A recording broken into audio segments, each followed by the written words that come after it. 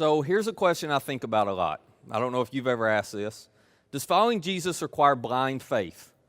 In other words, if you're going to follow Jesus, do you just have to put faith in faith? Do you just have to put belief in belief? Is it one of those deals you just got to kind of take a leap in the dark and just trust, just believe? I've been told that's true. I've been told I don't have enough faith. I've been told I need more faith. So if you engage with Jesus and if you begin to follow him, is this what it's all about? Is it about blind faith? Well, everything has a starting point, including our faith. And for most of us, this isn't true for everybody, but for most of us, our idea about faith or our framework of faith began when we were a kid. We had a pastor, a priest, our parents, somebody that we respected who said to us, hey, you should believe that, and you should believe that, and you should believe that. And they gave us a list of believe that's, didn't they? And that became the framework for our faith. And there's nothing wrong with that. I'm not criticizing that. I'm not saying it's a bad thing. I mean, my kids are now old enough that I didn't sit them down and say, hey, here's a book on world religion. Pick any one you want. It's fine. It's up to you. I didn't do that. I gave them a framework, right? I'm teaching them, well, we believe that and we believe that. But here's the problem. The problem is, as we get older oftentimes, what was explained to us as a kid appropriately, well, a kid can only understand so much, so it was just explained at this level. But as we get older, it's never explained any deeper. It's never explained any more comprehensively. And so what happens? Well, the adult experiences and the adult pressures that we have in life suddenly don't add up or don't align with all the things that we were taught as a kid. And then there are gaps and there's doubts and there are questions. And so you go and you begin to ask, well, whoa, what about I was taught that, but then this was what I experienced, or I was taught that, but now I'm learning this. And you begin to go back and to ask questions about this. And what happens? Unfortunately, what you're often told is, no, your problem is you don't have enough faith. You just need to believe that. You just need to believe that. And you get more of that, have more faith, have more faith. You get the blind faith kind of answers. You shouldn't ask those questions. You just need to have blind faith. So over the last few weeks, we've been having a conversation around what I think is a very important question. What would it look like to have an adult starting point of faith? If you could start all over as an adult, wipe slate clean, what would you learn? What would you read? Who would you listen to?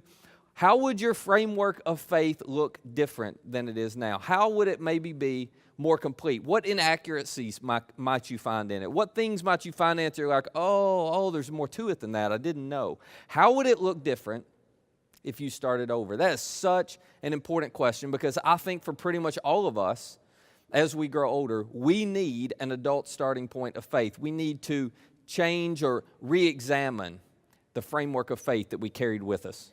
The idea of faith that we carried with us as kids. So, if you missed any of that conversation, today we're in part 7. We're about to land the plane. For those of you who've been tracking, you're like, well, what are we doing something next? We're about to do something next. We're almost, ready for Easter. So, next week we will land the plane and arrive at our destination. This series will have gotten us ready for Easter. But if you missed some of it and you want to go back, you can download our app. All the messages are there. You can go to our website. Today I want to talk about another question and another topic, another issue that really is at the very heart of this entire conversation we've been having. And I have been dancing around this for 7 weeks now, and some of you know I've been dancing around it, and you keep thinking, well, when's he going to talk about that? And, well, yeah, but he hasn't answered this question, and my real problem is with, okay, I'm going to be getting to that today for some of you, because I want us to talk about this question right here. What is faith, or what is belief? What is faith or what is belief? And for this conversation, for the context of this conversation today, these two terms I'm going to use interchangeably, okay? Faith and belief. I'm just going to treat them as if they're the same thing. What is faith or what is belief? The reason I want to talk about this is because I think this concept of faith, this is the most confused, misused, abused concept in all of religion.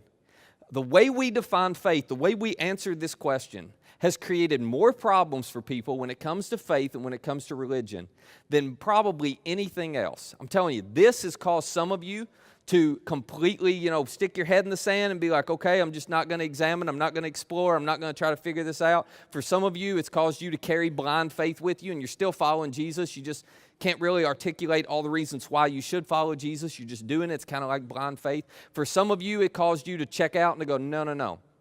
I'm not putting my head in the sand. Christians are terrible about that. I'm way more intellectually honest than that. So there's a gap here, and if I don't get an answer, I'm walking away. And so you literally walked away from faith because the answers you got to this were not answers that were helpful. They were not answers that were good. In some cases, they were answers that were harmful. So I just want to dig into this and tackle it for the next few minutes. Now, before we talk about religious faith, I want to talk about faith in general, and here's why.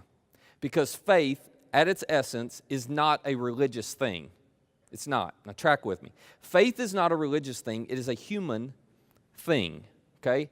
All humans have faith, and all humans have belief. Matter of fact, we demonstrate faith all the time. Doesn't matter if you're religious or not. You've already demonstrated faith today several times. You demonstrated faith when you came and you sat down in whatever seat you were in. Because here's what I know you did. You walked in. You didn't think twice about whether that seat would hold you up. You just sat down, didn't you? You didn't sit there and go, whoa, whoa, whoa, before I sit down, let's check the construction of this. Let's put a little weight on it. Let's make sure I'm not going to fall. No, you just had faith. You don't even think of it this way. But you just had faith based on previous experience, based on the experiences of other people, based on your past. You had faith. That seat that you're in is going to hold you up, so you just sat down. Same thing's true every time you get in a car. You have faith that the car that you got in is going to take you safely to wherever you need to go. Not a one of us, before we get in a car, say, whoa, whoa, whoa, I'm not riding in this car until I get out and I'm going to check the construction of it. I'm going to make sure that everything is, secure. I'm going to make sure that all the parts are working properly. You don't go over a car from front to back and make sure it's safe before you get in it. Now think about that. Why do you just assume the car that you get in is going to take you safely to where you want to go? Because you have faith. Not faith in the car in itself. You have faith based on past experience, but you also have faith on the people who built and engineered and designed the car. And because you have so much faith in those people and so much faith over, in the track record of the car, that you just assume, yeah, that car is going to hold me up. So you have a lot of faith, and you demonstrate big faith all the time. You didn't even know it. So maybe that was worth coming to church today. You're a person of faith. You didn't even know you're a person of faith. Now, there is a connection with religion and faith. But before we get to that, I want us to talk for just a minute about faith in general, about the kind of faith that all human beings demonstrate. I'm going to give you 3 big observations about faith in general, and then I'll start connecting the dots with religion, okay? So here we go. Here's the first observation. The ability to believe, or the ability to demonstrate faith, is the most powerful force mankind possesses. And it is an ability. There's no other creature on the planet who dreams about a future and what could and should be. My dogs are not home right now having a conversation around what should we do around this house to improve things for ourselves, and let's get Matt in on that and pitch that to him when he gets home. Nope, I don't know what they're doing. They're probably sleeping, eating, or pooping. That's all dogs seem to do, right? They're not dreaming about what could and should be. It's not a faith thing for them. They don't have the ability to demonstrate faith. Only human beings have the ability, and I'm telling you, it is the most powerful force mankind possesses. Now think about this. Every single human accomplishment and achievement throughout history has happened because of faith and because of belief. Every great human accomplishment throughout history has been made possible because an individual or a group of individuals had such strong faith and strong belief in a principle or in a preferred future or in their ability to change something, to create something, to accomplish something, that they would not stop until it happened. Back in the 1700s, there were a group of men and women in our country who had faith and belief in this extraordinary truth. They believed to the core of their being that all men are created equal, that they are endowed by their Creator with certain inalienable rights, and that among these are life, liberty, and the pursuit of happiness. And they believed so strongly in this that first they started using their words, and eventually they picked up guns and they fought the British to fight for the freedom to practice this truth and this belief. They fought to make sure there was a government built around this concept. And they believed in a better government, they believed in a better country, they believed in a better future for them and their descendants, and America was born. And it was born because a group of men and women had extraordinary faith and extraordinary belief. And that faith and belief led them to extraordinary results against all odds. They defeated the most powerful empire in the world at that time. You fast forward to the 1800s. And here in our country, there were a group of people who had such strong faith and belief in states' rights. They had such strong faith and belief that slavery was moral and necessary. There was another group of people who had such strong faith and belief in a strong federal government. And they had such strong faith and belief that slavery was immoral and should be abolished, that these two groups of people, based on their faith, began to use their words to argue, and eventually they picked up guns and they fought each other, brother against brother, and we had a civil war. And at the root of the Civil War was two groups of people with two different beliefs, their faith in two different futures, and they fought it out to see who was going to win. You fast forward to the 1900s, and faith and belief were at the very heart of what fueled the civil rights movement. If you've read much of your history, you know that the thing that kept men like Martin Luther King Jr., Ralph Abernathy, John Lewis, the Freedom Riders, all of the men and women who were a part of this extraordinary movement in our country, the thing that kept them fueled moving forward in spite of lynchings and beatings and bombings of their homes and false imprisonment and arrest, the thing that kept them moving in spite of stones and sticks and words that were so hurtful, the thing that kept them moving in spite of the threat of death and oftentimes death itself, was their faith. It was their faith and belief in a better country and a better future. It was faith and belief that caused Martin Luther King on that historic day to stand up and to say, I have a dream. I have a dream that one day my 4 children will live in a country where they're judged not by the color of their skin, but by the content of their character. That wasn't reality when he spoke that. It's still not fully reality today. But he believed to the core of his being, that's going to happen. And it fueled everything that he did. It's what caused him, on the night before he was assassinated in Memphis, to stand up in front of a group of people and say, if I die, if they kill me, it's okay. I've been to the mountaintop. I've seen the promised land. And our people are going to experience freedom and be treated equal to whites. That was faith. That was belief.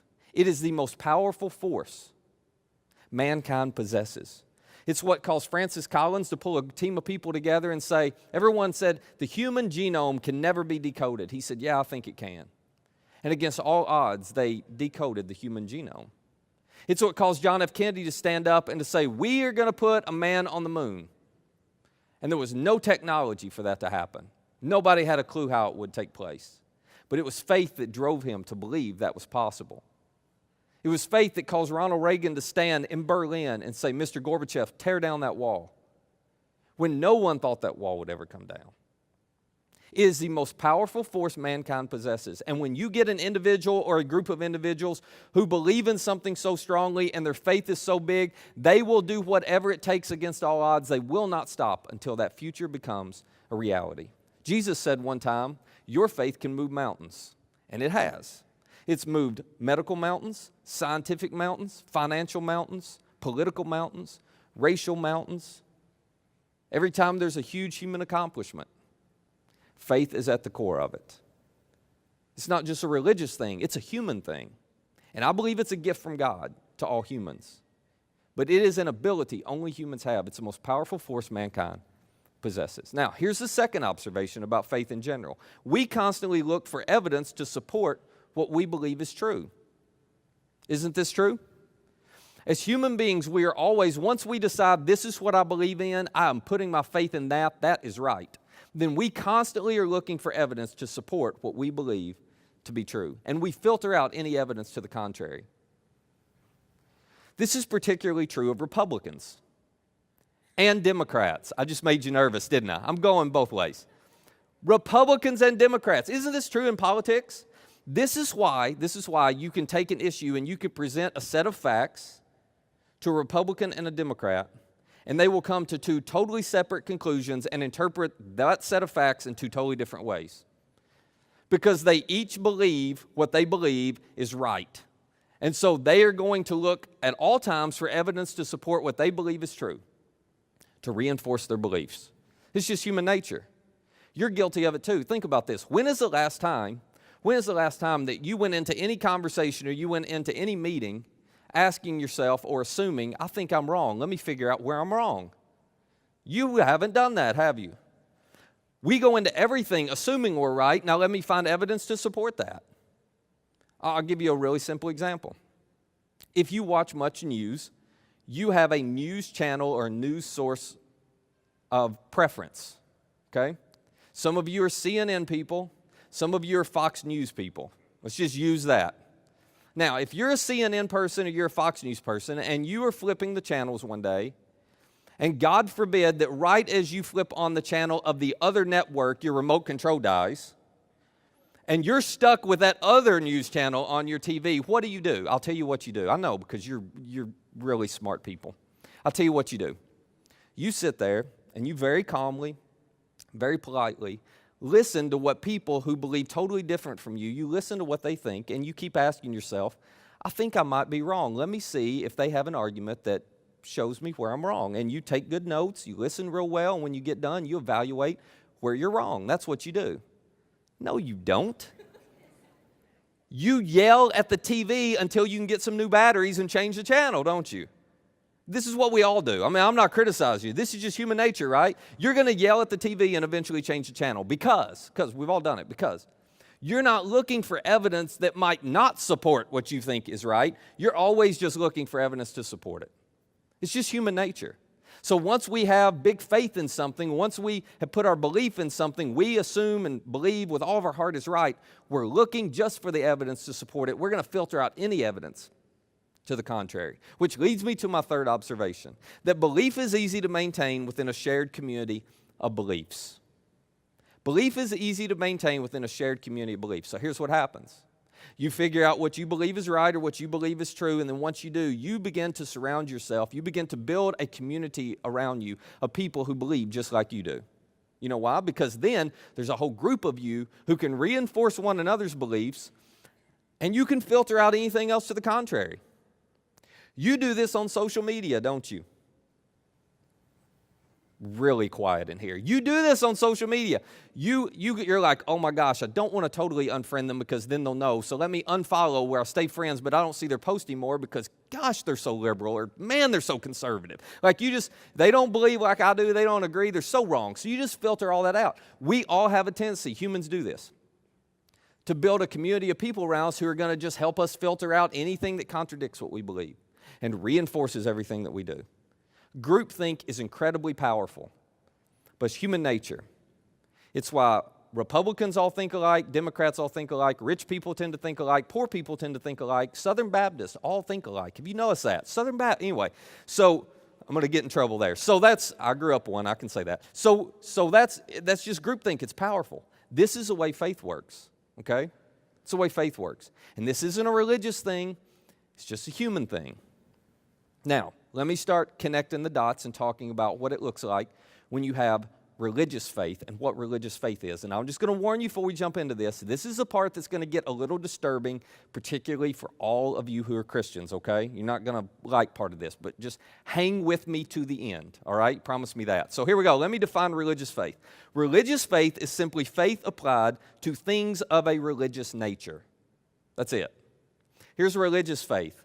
I, as a human being, have the ability to have faith in and to believe deeply in something. And I'm going to put that faith or belief in something religious. And suddenly I have, voila, religious faith. That's all it is. Now, you Christians are going, whoa, man. Okay, Jesus said, nah, like there's supernatural and da-da. And okay, just hang with me, okay? There is nothing supernatural. There is nothing extraordinarily special about religious faith versus any other kind of faith. There's not. It doesn't carry some extra mystical power. It's no different than faith the humans demonstrate in general. The only difference is I'm not putting my faith in a political party, that's political faith. I'm not putting my faith in money, that's monetary faith. I'm putting my faith in religious stuff, so I have religious faith. Okay, now, next thing. The religious faith is built upon a foundation to believe that. So what am I putting my faith in? I'm putting my faith in a set of believe that's. Every religion in the world, every religion that's ever existed, had a list of believe that's that were the foundation for their faith. Okay? So for instance, in Islam teaches, they believe, that the angel Gabriel showed up to Muhammad in a cave and gave Muhammad what they call a sacred text, what is really a list of believe that's. That's what they believe. And so their faith is in a list of believe that's that an angel Gabriel showed up in a cave and gave to Muhammad. When you talk to Mormons, here's what they will tell you. Mormons believe that the angel Moroni showed up to a man named Joseph Smith and gave Joseph Smith a sacred text. There's a list of believe that's. And so they have put their faith in these believe that's that came from an angel and were given to Joseph Smith. You talk to Jews, and guess what you'll find out? Jews believe that God showed up and gave a list of believe that's to people throughout the centuries. And so they have a list of believe that's as a foundation of their faith. You talk to most Christians, and guess what they will tell you? They have a list of believe that's that they operate as if it's the foundation of their faith. Okay, any religion, you pick any religion you want. Religious faith is always built upon a foundation of believe that's. Now, one more observation about this. You believe deeply enough in any religious system, and it becomes a self-fulfilling prophecy. This is the really disturbing part, but this is true. When it comes to religious faith, if you believe deeply enough in any religious system, you believe deeply enough in any list of believe that's as a foundation for your faith, it will become a self-fulfilling prophecy. Here's why. History bears this out. Here's what happens. You find somebody who believes deeply enough in their believe that's, and they have a persuasive personality, and you strap a microphone on them and put them in front of a group of people, and it is only a matter of time before they will persuade those people to believe as deeply in the believe that's as they believe. And then as you begin to gather more and more people, you know what you have?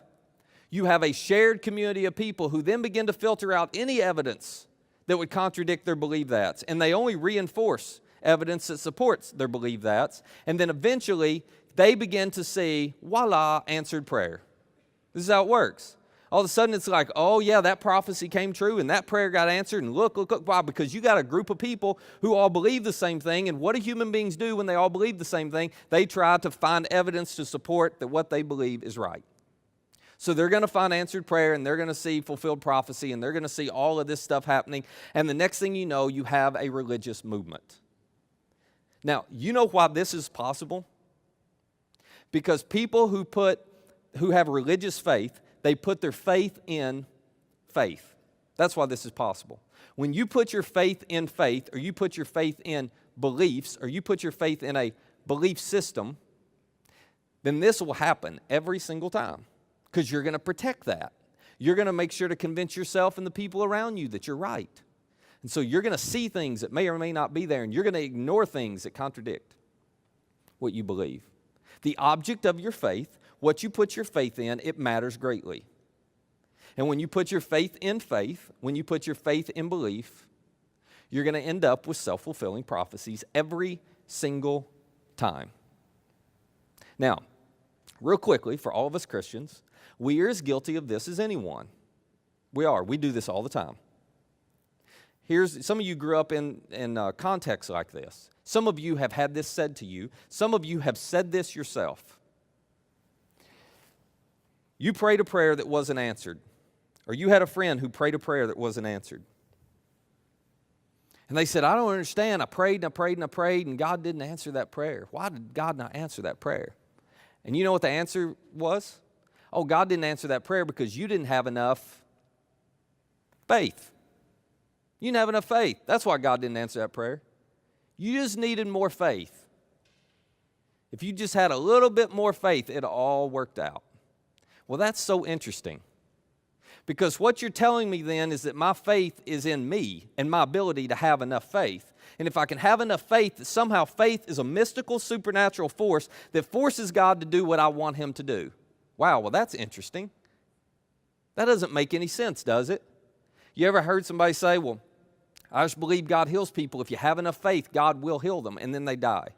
It's like, what happened? And the answer is, oh, you didn't have enough faith. Really? Because I thought everybody had to die sometime. Like, this just breaks down logically for me. If this were really true, surely somebody like Billy Graham, everybody would have had enough faith and prayed hard enough, he wouldn't have died. So how does that work? That doesn't make any sense. That's not even rational. That's pretty irrational. Or here's the other answer. Well, God didn't answer my prayer. Why? And they will say, because you've got sin in your life. You got to get all the sin out of your life, and then God will answer your prayer. Now listen, if this is how you think, I'm going to help you out a whole lot. You ready?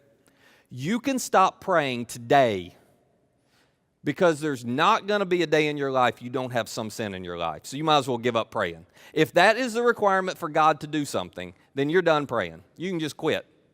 It's over. Because whether you realize it or not, you hadn't been loving, you hadn't done something at some point. That doesn't make any sense.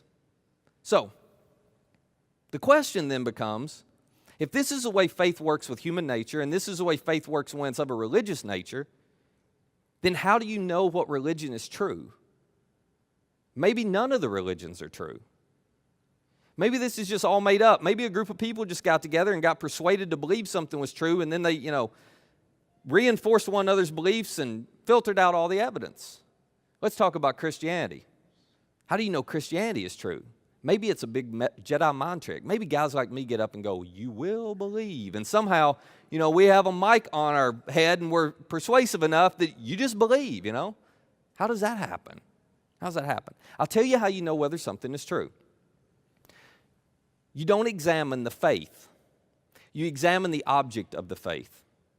You examine the evidence. That's how you determine whether something is true or just a figment of faith. So, for the next few minutes, here's what I want to do. I want to explain to you why I'm a Christian. Some of you were starting to wonder, weren't you? You can relax. I'm still a Christian. I want to explain to you why I'm a Christian. And it's simply this. I am a Christian because Jesus' followers stopped following him the minute he went in the tomb.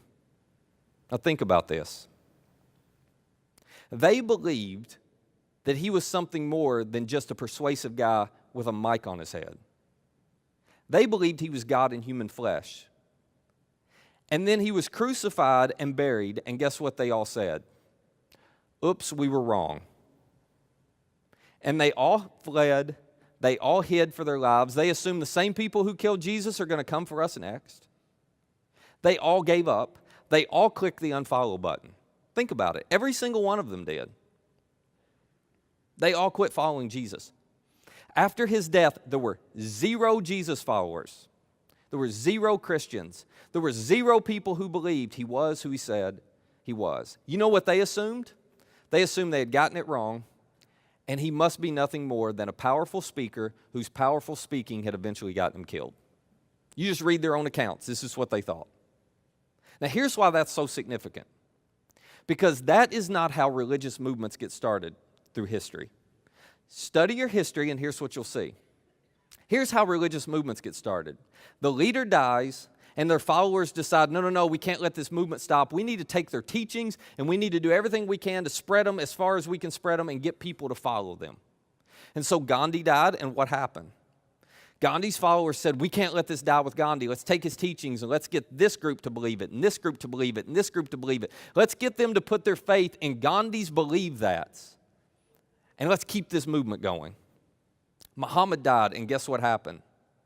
Followers of Muhammad said, we can't let Islam end right here. Let's take this list of believe that's and let's make this group believe, and this group believe, and this group believe, and this group believe. Because we got to keep it going.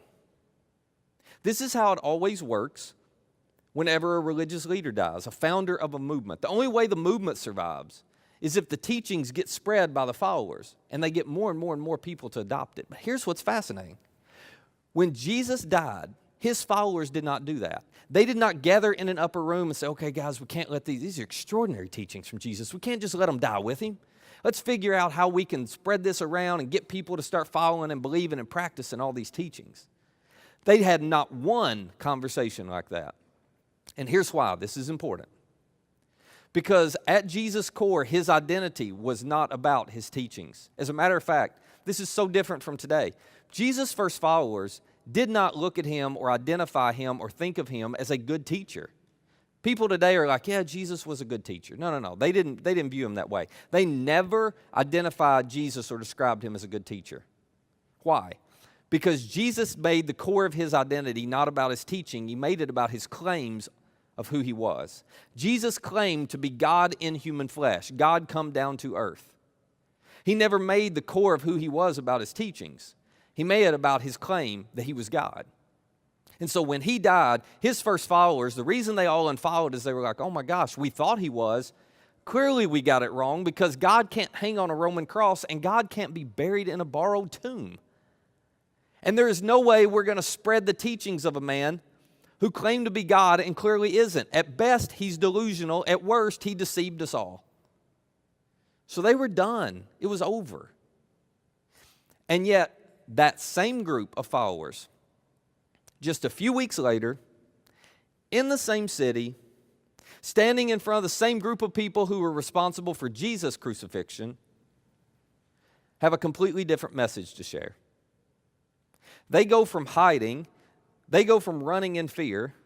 I mean, you got guys like Peter. If you know much about Peter's story, he denies Jesus 3 times after he's arrested. The last time, a middle school girl walks up to Peter and says, hey, aren't you one of his followers? And Peter goes, I don't bleepity bleep know him. You ought to read your Bible. It's in there. I don't bleepity bleep know him. I mean, this guy was such a coward. And they don't hide that when they write these accounts.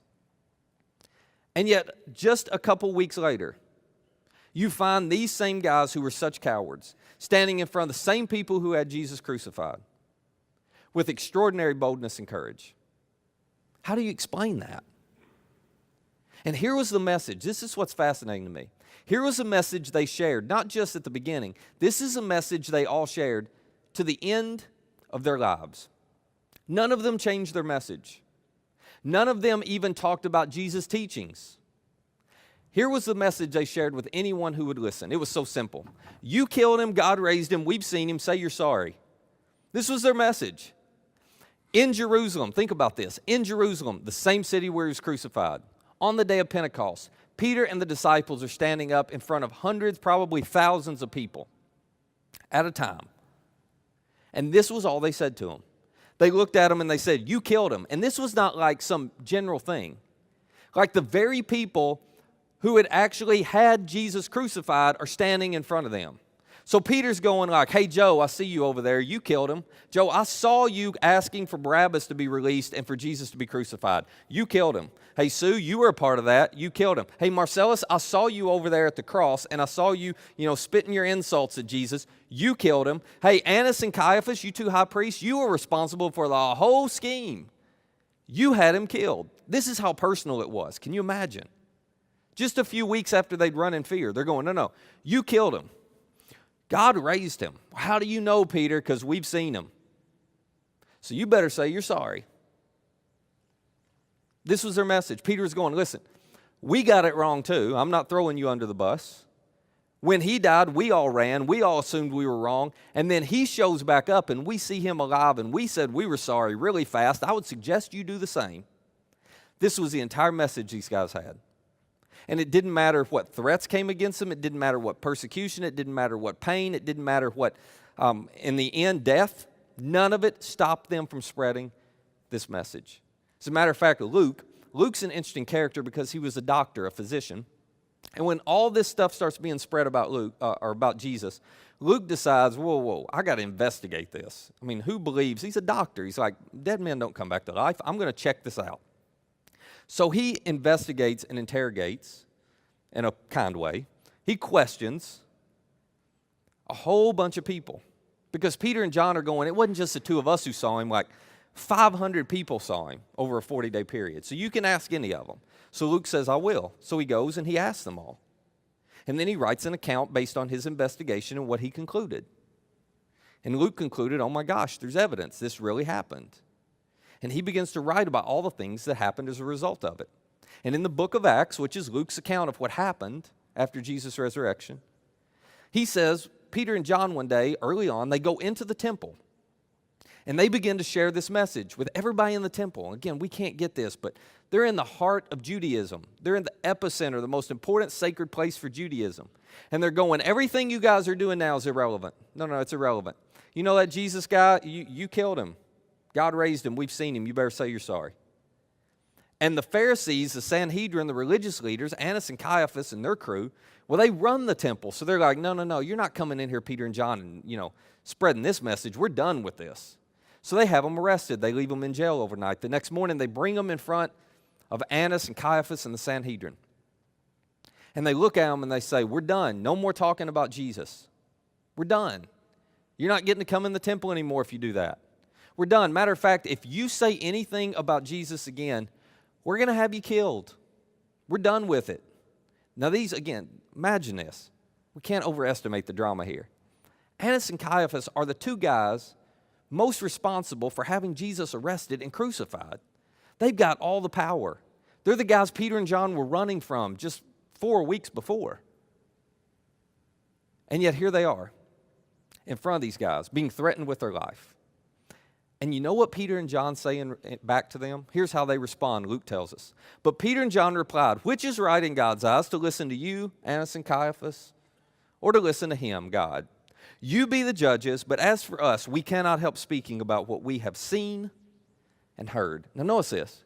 Peter and John don't say, guys, we just can't stop talking about Jesus' teachings. They're extraordinary. Have you heard that love your enemies as yourself thing? I mean, that's unreal. Have you heard that, hey, I want you to love one another as I've loved you? That's incredible. We think that's a message that's really going to stick, and we're going to get a movement started, and then we're going to be big shots, so we can't stop.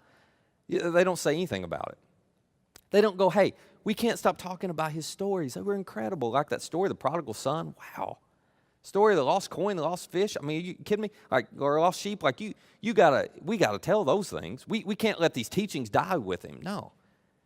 They look back and they say, you guys do whatever you want to do. We're just telling you. We saw something and we heard something that has changed us forever. You killed him.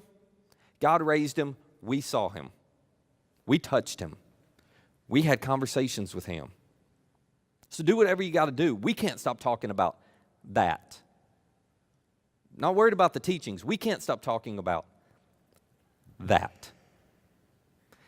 And every single one of those closest disciples, with the exception of John, they were all martyred, killed.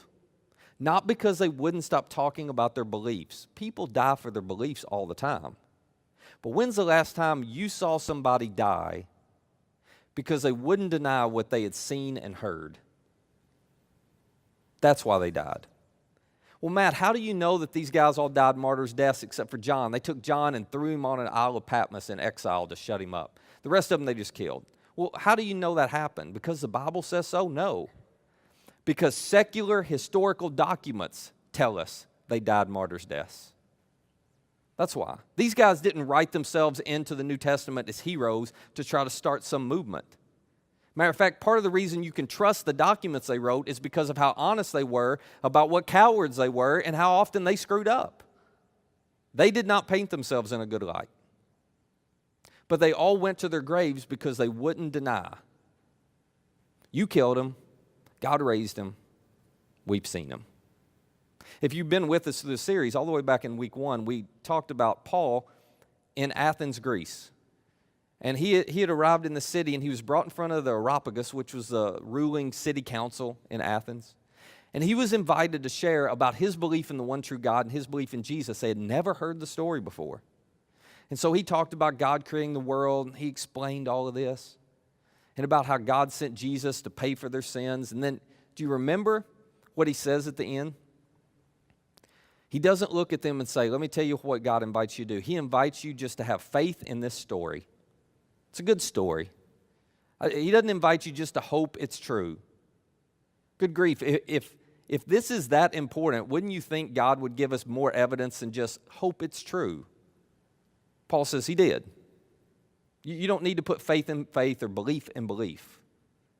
He gave you evidence. Here's how Paul puts it to the Athenians. He has given proof of this to everyone.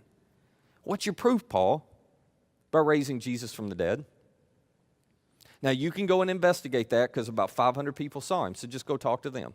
There's evidence out there. They're all still living when Paul's having this conversation.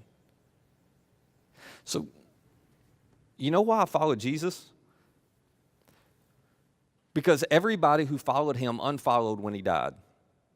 They ran in fear. And yet 3 days later, they all claimed to have seen him.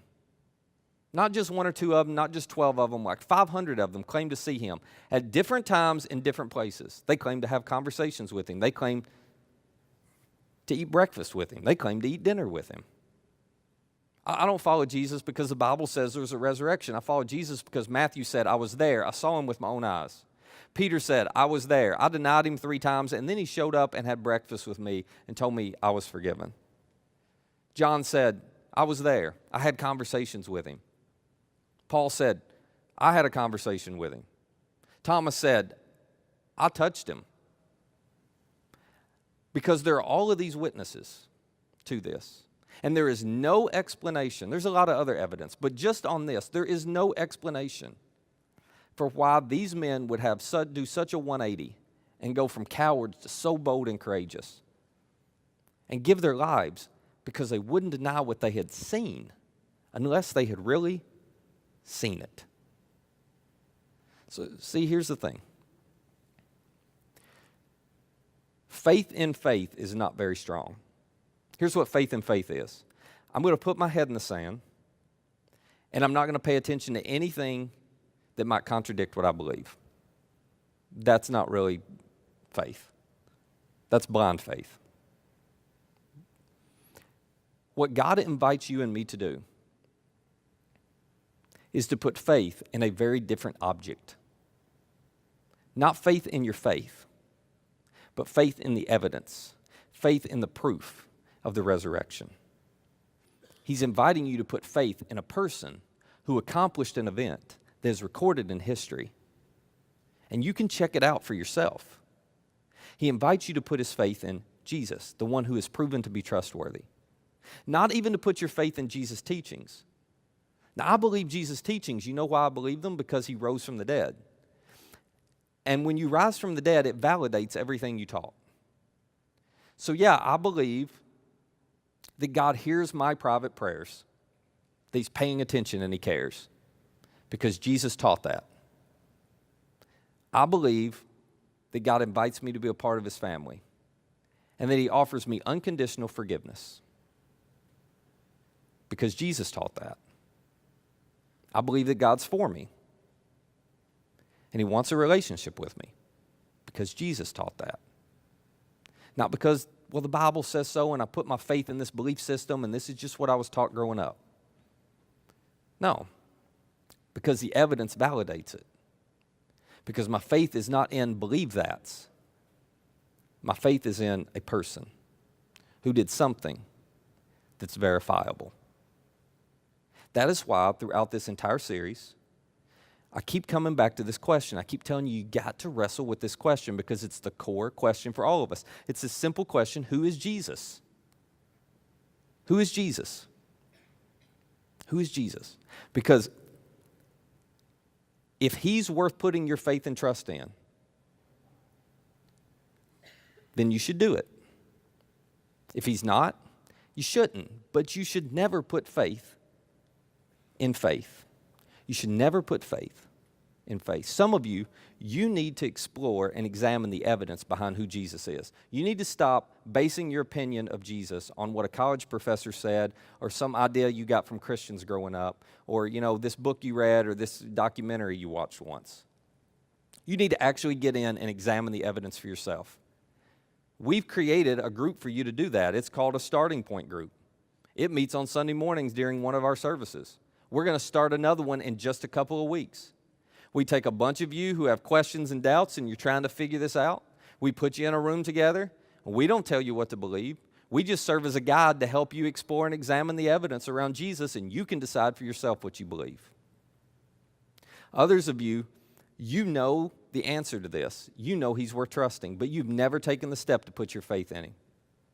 You've never taken the final step and said, okay, I'm going to trust you, Jesus, to forgive me, to bring me into God's family. What are you waiting on? You got to take that step. But this is the question around which everything revolves. So let me sum this entire talk up with this simple statement. Christians don't follow Jesus because of what he taught. We follow Jesus because of what he did. This is why. Not what he taught, what he did. How do you know if Christianity is true? How do you know if any religion is true? You examine the evidence. You examine the object of their faith. And what Jesus did is the object of our faith. If you examine the evidence and you come to the conclusion that the resurrection could not have happened, then you would be a fool to put your faith in Jesus. But if you examine the evidence and you come to the conclusion, the evidence points that it did, you would be a fool not to put your faith in him. So, let me give you some homework and we'll get you out of here. This little bit of homework is something all of you are going to be able to do. I'm going to give you a question. I want you to talk about it with your friends, your family, your starting point group, your small group, whatever group of people you process this with, okay? And everybody's going to have an answer to this question. You ready? Did you find the message disturbing, and if so, which parts and why? Okay, because you've been in there going, whoa, Matt, no, you can't, no, that was wrong, and what about, and da-da, and that was double logic. Everybody's got their own arguments. So half of you thought I wasn't a Christian halfway through the message. I get that. So you got something you want to talk about. You need to talk about it. Let me tell you why you got to talk about this, and I'll wrap up. If you ignore this question, if you ignore all that stuff rattling around, let me tell you what you're doing. Christians, you're the worst at this. You're putting your head in the sand. And if you put your head in the sand, you will never have a faith that can withstand the adult pressures of life. Jesus does not ask you to put your head in the sand. You know what he invites you to do? The same thing he invited Thomas to do. When he showed up to the disciples after he'd risen from the dead, Thomas was the only one not in the room. They went and told Thomas, oh my gosh, he's alive, we've seen him. And you know what Thomas said? The same thing you and I would have. You guys are smoking something. He is not alive. He wouldn't believe. And so Jesus shows back up. Thomas told him, I'm not going to believe it unless I can touch him. Jesus shows back up later, and he looks at Thomas, and not in a mean way. He just says, hey, come here, Thomas, come here. I get it. Go ahead, touch the scars. Touch where the nails were. Let's have a conversation. Check out the evidence. Jesus invites you to put him on the examination table and check out the evidence. Do not put your head in the sand. Examine the evidence, and you will discover a brand new starting point for your faith. Let me pray for us. Father, give us the wisdom to know what to do with this. And give us the courage and the boldness to do it, even when it's hard. And we ask these things in Jesus' name. Amen.